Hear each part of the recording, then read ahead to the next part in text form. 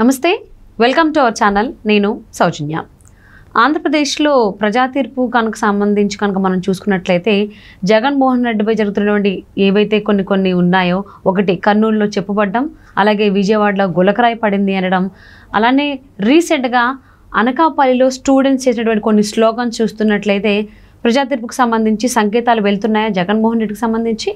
ఇలాంటి అంశానికి సంబంధించి మరిన్ని విషయాలను మనతో పంచుకోవడానికి ఈరోజు మనతో పాటు ఉన్నారు సీనియర్ జర్నలిస్ట్ డివిఎస్ గారు ఉన్నారు. వారితో మాట్లాడదాం. నమస్తే అండి. నమస్తే. ఆంధ్రప్రదేశ్ ప్రజా తీర్పు అనేది డిసైడ్ అయిపోయిందా?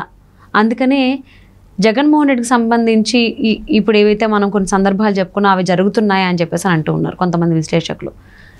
ఏం అర్థం చేసుకోవాలంటారు వీటిని బట్టి? 5 ఏళ్ల జగన్మోహన్ రెడ్డి పరిపాలన పట్ల ప్రజల్లో నెలకొన్న వ్యతిరేకత, ఒక చోట చెప్పు రూపంలో, ఇంకో చోట గులకరాయి రూపంలో, మరో చోట స్టూడెంట్స్ అంతా కూడా తీవ్ర నిరసనలు, బస్సును చుట్టుముట్టి మనం చూసాం. ఒక చోట బస్సు వచ్చినప్పుడు అక్కడ మహిళలంతా కూడా బిందెలు వేసుకుని వెళ్ళారు. ఏది తాగునీటి ఎద్దడి తీవ్రంగా ఉంది. ఇప్పుడు ఒకవైపు ఏమో వేసవి కాలం, ఎండలు భగ మండిపోతున్నాయి. కిలోమీటర్ల దూరం మహిళలు బిందెలతో నీళ్లు మూసుకోవాల్సిన పరిస్థితి. అసలు జగన్మోహన్ రెడ్డి ముఖ్యమంత్రిగా 5 ఏళ్లలో ఏనాడు రిజర్వాయర్ లెవెల్స్ గురించి కానీ, నదీ నీటి మట్టాల గురించి కానీ, డ్రింకింగ్ వాటర్ స్కీమ్స్ వాటికి నిధులు మంజూరు చేయటం, కేంద్రం ఇచ్చిన నిధులు కూడా దారి మళ్లించిన పరిస్థితి అన్నమాట.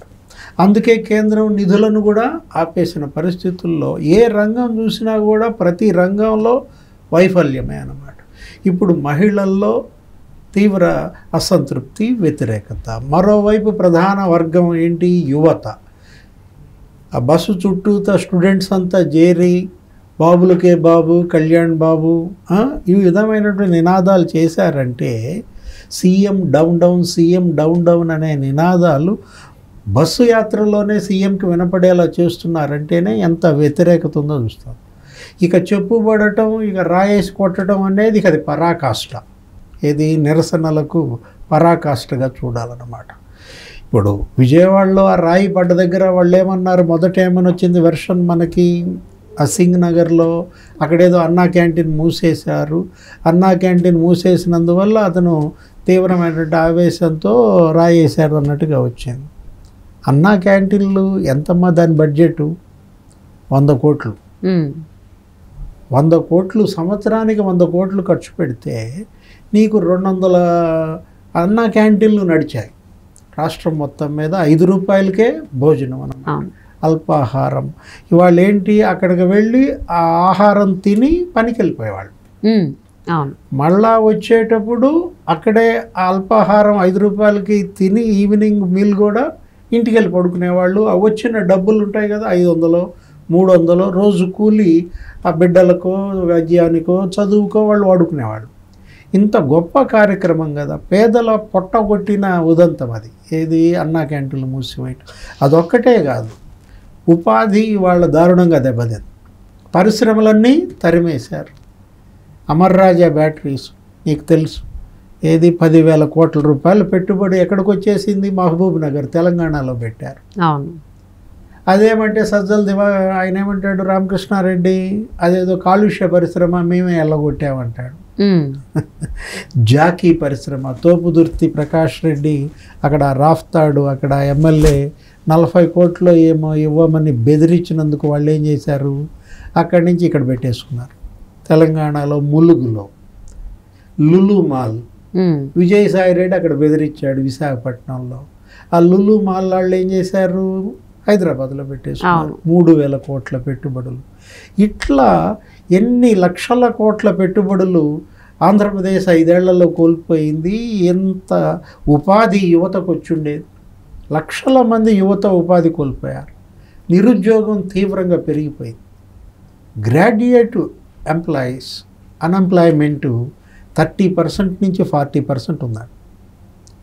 చదువుకున్నటువంటి పట్టభద్రుల్లో నిరుద్యోగిత 30% నుంచి 40% ఉందంటే, దేశంలో 14% ఉంటే ఇక్కడ 30 నుంచి 40% అంటే డబల్. ఈ పరిస్థితికి కారణం ఏంటి? జగన్మోహన్ రెడ్డి వైఫల్యం. యువతలో అన్రెస్ట్ అన్నమాట. ఒకవైపేమో గంజాయి పెరిగిపోయింది, డ్రగ్స్ దిగుమతులు ఎగుమతులు, మద్యం ఏరులై పారిస్తున్నారు, నాసిరకం మద్యం. 1,36,000 కోట్ల మద్యం అమ్మారంట 5 ఏళ్లలో. ఆయన చెప్పింది ఏంటి? మద్య నిషేధం చేస్తానన్నాడు. మద్య నిషేధం చేస్తేనే ఓట్లు అడుగుతా అన్నాడు కదా. మరి ఇప్పుడు ఏ ముఖం పెట్టుకుని ఓట్లు అడుగుతామని చెప్పి మహిళలే నిలదీస్తున్నారన్నమాట. ఎక్కడ అడుగు పెట్టినా ఇవాళ జగన్మోహన్ రెడ్డికి ఈ నిలదీతలు, ఇంత వ్యతిరేకత కారణం ఏంటంటే 5 ఏళ్ళు ఇతను ప్రజల్లోకి వెళ్ళలేదు, పరదాలకే పరిమితం అయిపోయాడు. మొన్న చూసాం మనం, పవన్ కళ్యాణ్ ఏమన్నాడు?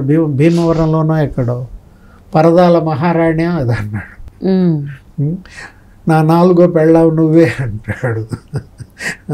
ఆయన్ని మరి ఆ విధంగా రెచ్చగొట్టేలా మాట్లాడాడు. జగన్మోహన్ రెడ్డి ఏంటి 4 పెళ్ళిళ్ళు, కార్లు మార్చినట్టు పెళ్ళాలను మార్చాడు. ఇట్లా మాట్లాడేటప్పుడు నాకున్నది 3 కదా, అసలు పెళ్ళాం అనే భాష ఏంటి? ఇప్పుడు నీ పెళ్ళాం భారతి అని అంటే భారతమ్మ ఒప్పుకుంటుందా? ఏదో భార్య అనాలా అంటే అసలు ఈ వల్గర్ లాంగ్వేజ్ ఏంటి? మూర్ఖుడా, 3 పెళ్ళాలి అంటావేంటి మూర్ఖుడా అన్నాడు. పరదాల మహారాణి అన్నాడు. అంటే ఏంటి? ఇతను ఎక్కడికి వెళ్తే అక్కడ పరదాలు. తాడేపల్లి ప్యాలెస్ నుంచి నీకు క్యాబినెట్ మీటింగ్కి మందడం సెక్రటేరియట్కి వెళ్ళాలంటే పరదాలు కట్టుకుని వెళ్తాడు. ఎందుకంటే మళ్ళీ ఏ గ్రామంలో వాళ్ళు రాళ్ళేస్తారు. భయం ఎందుకు వచ్చింది జగన్మోహన్ రెడ్డిలో? అభద్రత ఎందుకు వచ్చింది జగన్మోహన్ రెడ్డిలో? చేతగానితనం తెచ్చిన అభద్రత, వైఫల్యాలు తెచ్చిన భయం. నేను ఇన్ని హామీలు ఇచ్చాను, ఏది నెరవేర్చలేకపోయాను అనేటటువంటి భయం లోపలుంది. ఆ భయాన్ని అధిగమించడం కోసం అబద్ధాలతో ప్రజల ముందు నటన. అదేదో సినిమాలో ఎవరో ఉంటుంది ఒక హీరోయిన్, ఆమె అడుగు పెడుతుంటే చాలు మహానటి అని వస్తూ ఉంటుంది. ఆరా సావిత్రి సినిమా ఏదో మహానటి సినిమా. అట్లాగే జగన్మోహన్ రెడ్డి ర్యాంప్ వాక్ చేస్తూ ఉంటే నీకు ఆరా అది రావాలా, మహానటి అని. పరదాలు రాణి అన్నాడు కదా, నా 4వ పెళ్ళాం అంటే అట్లా. జగన్మోహన్ రెడ్డి ఇప్పుడు ఇవాళ ఏంటంటే క్రెడిబిలిటీ క్రైసిస్లో పడ్డాడు. అంటే విశ్వసనీయత అనే సంక్షోభంలో చిక్కుకుని ఆయన విలవిల్లాడుతున్నాడు అనమాట. ఇవాళ ఆయన ఎవరు నమ్మే పరిస్థితి లేదు. కారణం ఏంటంటే 99% హామీలు ఎగ్గొట్టాడు, 99% హామీలు అమలు చేశానంటాడు. ఏది? ఇప్పుడు మద్య నిషేధం చెప్పాము, ప్రత్యేక హోదా చెప్పాము, సిపిఎస్ రద్దు చేస్తా అన్నాడు, సిపిఎస్ రద్దు చేయాల. ఉద్యోగులంతా తిరుగుబడుతున్నారు కదా. ఎవరికి, ఏ వర్గానికి అతను ఇచ్చిన హామీలేమీ అమలు చేయలేదు. అంగన్వాడీల జీతాలు పెంచుతా అన్నాడు. చంద్రబాబు హయాంలో అంగన్వాడీల జీతాలు 150% పెంచాడు. ఇతను అంగన్వాడీల జీతం 1000 రూపాయలు పెంచాడు, 9% పెంచాడు అన్నమాట. తెలంగాణ కన్నా ఎక్కువ ఇస్తానంటే నిన్ను నమ్మి ఓట్లేసావు, నువ్వు ఇలా చేసావని వాళ్ళంతా కూడా రోడ్ల మీదకి వచ్చారు. ఆశా వర్కర్లు, పారిశుద్ధ్య కార్మికులు. ఇప్పుడు చెప్పుబడ్డదంటే కారణం ఇదే. కర్నూలులో ఏది? నువ్వు వాళ్ళు అడిగింది చేయలేదు, నువ్వు చెప్పింది చేయలేదు కాబట్టి చెప్పులేశారు. వాళ్ళకి అన్నం పెట్టే క్యాంటీన్ మూసేసావు, వాళ్ళ పొట్ట కొట్టావు కాబట్టి రాయేశారు. మరి ఇక్కడ కూడా అయితే కదా, ఉద్యోగాలు ఇస్తానన్నావు, ఎంప్లాయ్మెంట్ చేస్తానన్నావు, జాబ్ క్యాలెండర్ ఇస్తానన్నావు. ఆమె కూడా అడుగుతుంది కదా, చెల్లి షర్మిల, ప్రతి జనవరిలో జాబ్ క్యాలెండర్ ఇస్తానన్నావు. 5 జనవరిలు అయిపోయాయి 5 ఏళ్లలో. ఏది జాబ్ క్యాలెండర్ జగనన్న అని అడిగింది. సాక్షి క్యాలెండర్ మాత్రం ప్రతి ఏడు వదినం ఇస్తోంది. జనవరి రాగానే నీ జాబ్ క్యాలెండర్ ఏది అని షర్మిల నిలదీస్తోంది. దాని ఫలితమే ఇవాళ ఈ యువత అంతా కూడా తిరుగుబాటు అన్నమాట. ఇప్పుడు ఎంప్లాయ్మెంట్ ఎక్స్చేంజ్లలో 30 లక్షల మంది నిరుద్యోగులు ఎన్రోల్ అయి ఉన్నారు. ఉద్యోగాలు రాక వీళ్ళంతా ఏం చేస్తున్నారు? వలసలు పోతున్నారు. లేదు, అరాచకాలకి వాళ్ళు కూడా పాల్పడుతున్నారు. ఈ దీంట్లో మత్తులో జోగుతున్నారు. అటు మద్యం మత్తు, ఇటు గంజాయి మత్తు, మరోవైపు డ్రగ్స్ మత్తు తీసుకొచ్చి ఇలా మొత్తం డంప్ చేస్తున్నాడు. మనం చూసాం నిన్న కూడా ఢిల్లీలో ఎవరో ఒక మహిళ ఏళ్ళు నరుక్కుంది. కోవూరు లక్ష్మి, పత్తిపాడు నియోజకవర్గం, గుంటూరు. ఏళ్ళు అప్పటి ఏం చేసింది, నరికేసుకుంది.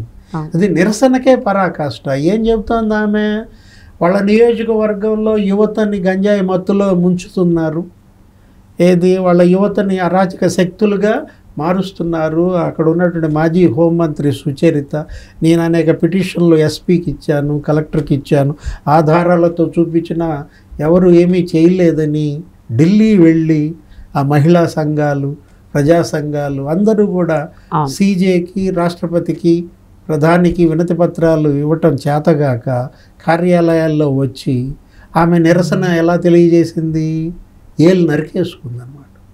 అంటే గంజాయి ఏ విధంగా పెరిగిందనేది ఇక్కడ అదే ఉదాహరణ 5 ఏళ్లలో జగన్మోహన్ రెడ్డి పరిపాలనలో. సో అంటే జగన్మోహన్ రెడ్డి బస్సు యాత్రలో ఎక్కడ అడుగు పెట్టినా అక్కడ ఇలాంటి నిరసన కార్యక్రమాలు, నిరసనకు సంబంధించినవి కనిపిస్తూ ఉన్నాయి.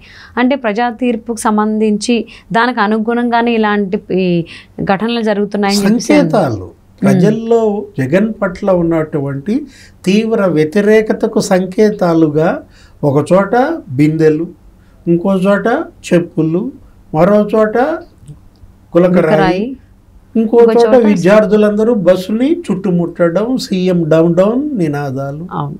సో అన్నీ కూడా ప్రజా తీర్పుకు సంకేతాలుగా అంటున్నారు. చూద్దామండి మరి ఏం జరుగుతుందో, ఏం నిర్ణయించుకున్నారు ఆంధ్రప్రదేశ్ ప్రజలు అనేది. And thank you so much DVS గారు. నమస్తే.